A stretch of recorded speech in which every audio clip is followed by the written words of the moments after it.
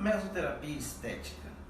Na verdade, a mesoterapia no Brasil hoje ela é chamada de intradermoterapia.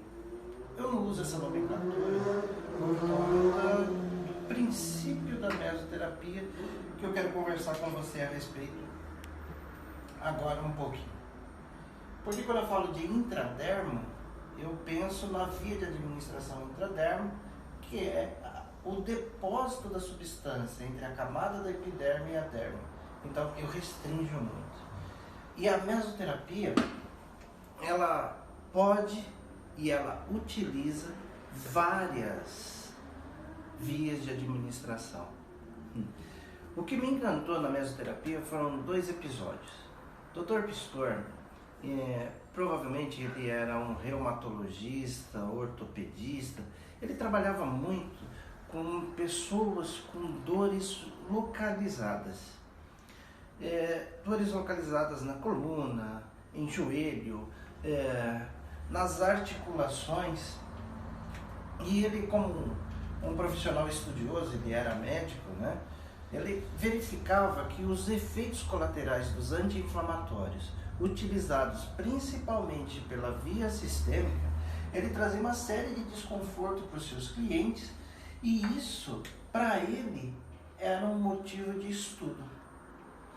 E ele começou a relacionar as substâncias com as opções de vias de administração. E a linha de raciocínio dele foi muito assim, hoje a gente entende como muito simples e relativamente fácil de se imaginar.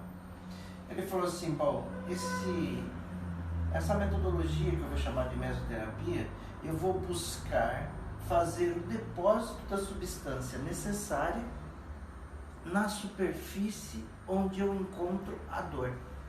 Olha que interessante.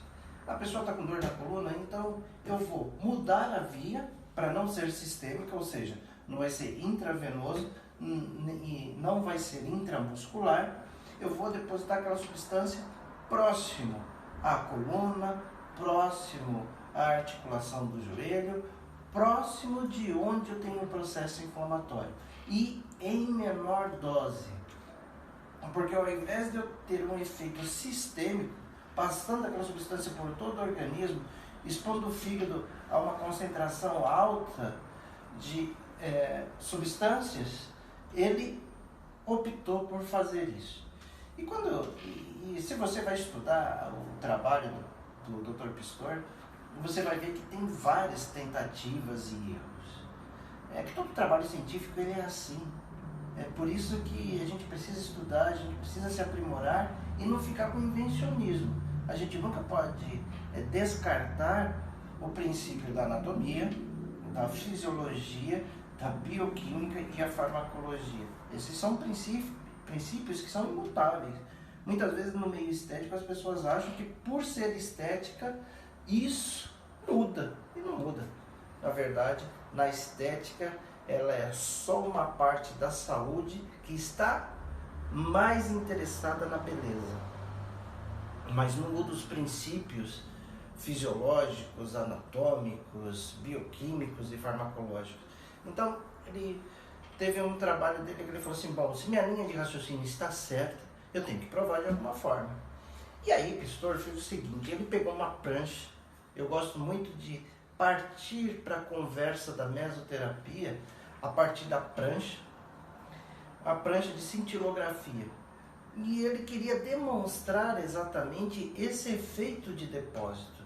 Então ele pegou um modelo, administrou a mesma substância, um anti-inflamatório, pela via intravenosa. Administrou e fez um exame de cintilografia 10 minutos depois. E no outro modelo, ao invés de administrar por via intravenosa, ele administrou na via subcutânea, ao redor da coluna, fez depósitos. E ele deixou as pessoas lá em repouso por 6 horas. Depois de 6 horas, ele repetiu a cintilografia. Ele mostrou novamente a pessoa com a administração intravenosa e a pessoa com a administração subcutânea. Na pessoa de administração intravenosa, a cintilografia já não mostra nenhum resíduo da substância, a não ser no braço, onde foi administrada a substância. O resto no organismo, ele já percebeu que não tinha resíduo da substância, porque ela foi metabolizada, foi excretada, não tinha mais nada disponível. O sistema circulatório e todos os seus filtros, todos os seus mecanismos, inclusive de excreção, já tinham trabalhado e eliminado a substância. Então, aquela pessoa provavelmente precisaria de uma nova dose, que é o que muitas vezes caracteriza a posologia de uma substância. Mas, de contrapartida, ele foi lá verificar aquela pessoa que fez a administração subcutânea. E o conceito que ele tinha imaginado estava correto. As substâncias formavam um halo maior e estavam depositadas na mesma região depois de 6 horas. Então, mesmo sendo atenuada a concentração de fármaco, ele estava agindo na região onde se precisava que a substância agisse. E isso foi a fonte de motivação para ele investir na mesoterapia. Então, a mesoterapia ela aparece com um efeito terapêutico, não com um efeito estético. E se você for perceber, na região da França, muitos jogadores de futebol foram tratados com o princípio da mesoterapia. Um dos maiores exemplos foi o ex-jogador Raí. Também falam que Robinho tratou com isso e tal, mas o Raí com certeza ele foi tratado com mesoterapia. Então, é uma prática muito forte, principalmente na região da França. E como a gente, trabalhando com a estética, a gente tem muitas situações que elas são localizadas, por exemplo, uma gordura localizada, uma ruga, que ela também é localizada, uma estria que ela é localizada, até mesmo os microvasos, são todas situações localizadas. Se verificou que ela também poderia ser utilizada para o fim estético. E aí você vai perceber que todas as vias são muito bem utilizadas, até mesmo a via sistêmica. Quando você faz uma administração intramuscular, eu sempre recomendo para as pessoas, olha, em 30 minutos a pessoa precisa fazer atividade física, o cliente precisa fazer atividade física, porque eu sei que rapidamente aquilo vai cair na corrente sanguínea, vai ser metabolizada e vai ser excretada, como o exemplo que o Dr. Pistor deu lá no caso da cintilografia, no processo inicial da formação da mesoterapia. Agora, já a pessoa que faz uma aplicação localizada no tecido subcutâneo, por exemplo, numa celulite ou numa gordura localizada, ela já precisa ficar em repouso até 48 horas, que é o tempo suficiente para aquele halo agir na região que ele tem que agir de modo suficiente até esgotar a sua potência. E já aquelas substâncias que são administradas por via intradérmica não depende tanto do repouso ou da atividade física, porque ele vai agir em camadas superficiais da pele que não sofre tanto a permeação, na verdade não é permeação, a absorção, então a substância fica de modo mais localizado ainda, e o exercício físico ou não exercício físico não faz nenhuma diferença. Mas em todas elas, a gente tem que tomar muito cuidado com a incidência do sol e dos raios ultravioleta, porque aí eles podem manchar a pele em todas as situações, desde que a região de administração tenha sido exposto ao sol. Procurei aí dar para você uma visão panorâmica a respeito da mesoterapia. Quando eu ingressei, ou quando eu comecei a ter contato com a saúde estética, eu tenho título de mestre pela Universidade de São Paulo, sou farmacêutico, eu sou alopata também, de corpo, alma e espírito.